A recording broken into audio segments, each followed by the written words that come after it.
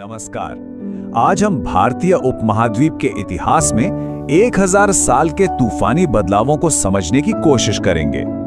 ये एक ऐसा दौर था जब बड़े-बड़े साम्राज्य बने और फिर टूट गए और नई ताकतों ने इतिहास का रुख ही मोड़ कर रख दिया।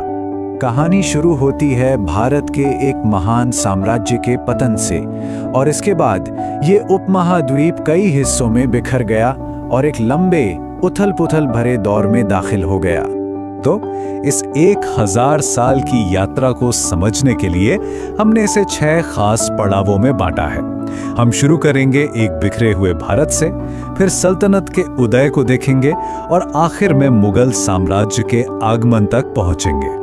चलिए शुरुआत करते हैं शुरुआती मध्यकाल से, एक ऐसा समय जो राजनीतिक तौर पर काफी बटा हुआ था। तो सोचिए, जब कोई एक मजबूत केंद्रीय शक्ति नहीं रही तो ये उपमहाद्वीप दर्जनों छोटे-छोटे राज्यों में बंट गया। हर राज्य की अपनी अलग संस्कृति, अपनी भाषा और अपनी एक अलग पहचान थी।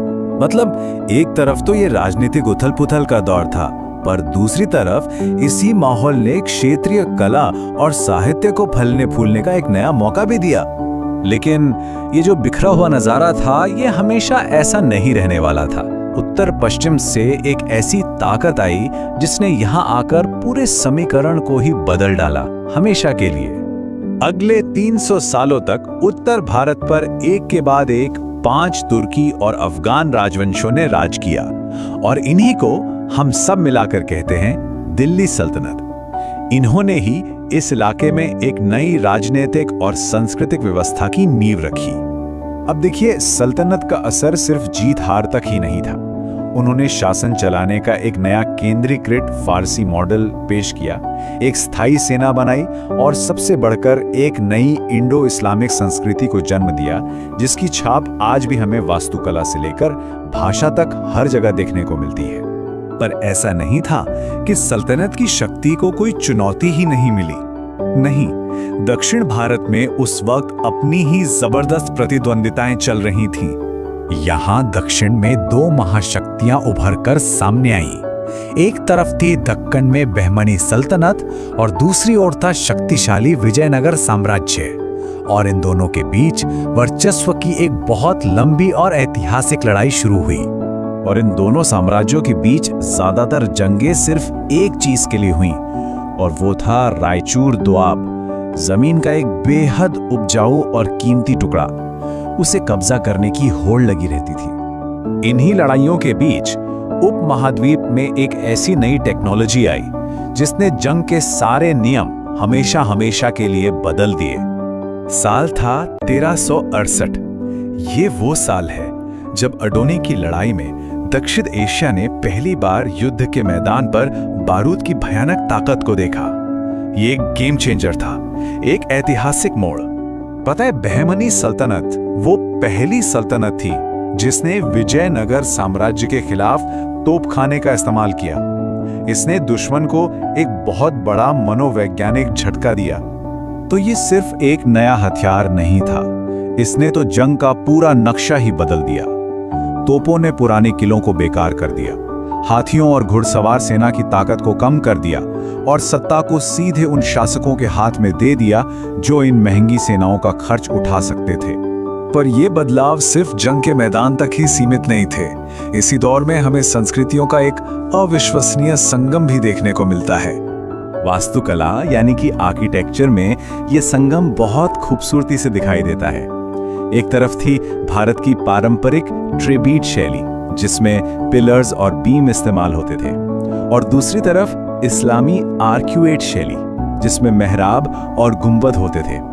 इन दोनों का एक जबरदस्त फ्यूजन हुआ और समय के साथ ये नई इंडो इस्लामिक शैली और भी बेहतर होती गई। जैसे दोहरे गुंबद का इस्तेमाल शुरू हुआ, जिससे और भी भव्य इमारतें बनाना मुमकिन हो पाया। ठीक इसी दौर में भक्ति और सूफी जैसे बड़े धार्मिक आंदोलनों का भी उदय हुआ। इन दोनों ने जाति पाति को खारिज किया, बराबरी और सहिष्णुता का संदेश दिया और आम लोगों तक अपनी बात पहुंचाने के लिए संस्कृत या फारसी के बजाय उन्हीं की स्थानीय भाषाओं का इस्तेमाल किया। इसी वजह से ये बहुत लोकप्रिय हुए। चलिए अब आखिर में ये देखते हैं कि कैसे दिल्ली सल्तनत के कमजोर होने से अगले महान साम्राज्य यानी मुगलों के लिए रास्ता साफ हो गया। तैमूर के हमले और अंदरूनी विद्रोहों ने दिल्ली सल्तनत को पहले ही काफी कमजोर कर दिया था, और बस तभी एंट्री होती है एक नए विजेता बाबर की। उसने बारूद की आधुनिक तकनीक का ऐसा इस्तेमाल किया कि सल्तनत के ताबूत में आखिरी कील ठोक दी। मुगल असल में एक परफेक्ट गन पाउडर एम्पायर थे। उन्होंने अपनी इसी सैन्य ताकत के दम पर उपमहाद्वीप के ज्यादातर हिस्से को जीता और उस पर लंबे समय तक शासन किया। और उन्होंने अपनी इस टेक्नोलॉजिकल ताकत को अपने पूर्वज विजेता तैमूर से मिली एक शक्तिशाली शाही विचारधारा के साथ मिला दिया। तो साम्राज्यों के बनने बिगड़ने से लेकर बारूद की क्रांति तक ये 1000 साल का लंबा दौर सिर्फ इतिहास का एक पन्ना नहीं है। इसने आज के दक्षिण एशिया की नींव रखी है। हमारी वास्तुकला, हमारी भाषाएं और हमारी मिलीजुली पहचान, इन सब की जड़ें इसी उथल-पुथल भरे दौर में हैं। अब सवाल ये है कि ये विरासत आज भी हमें किस तरह से प्रभावित करती है। दोस्तों, अगर आपको ये वीडियो पसंद आई हो तो प्लीज इसे लाइक करें, चैनल को सब्सक्राइब करना ना भूलें और हिस्ट्री ऑफ भारत की पूरी सीरीज के सभी पार्ट जरूर देखें। मैं हर दिन नया पार्ट अपलोड करता हूँ। जुड़े रहें। धन्यवाद।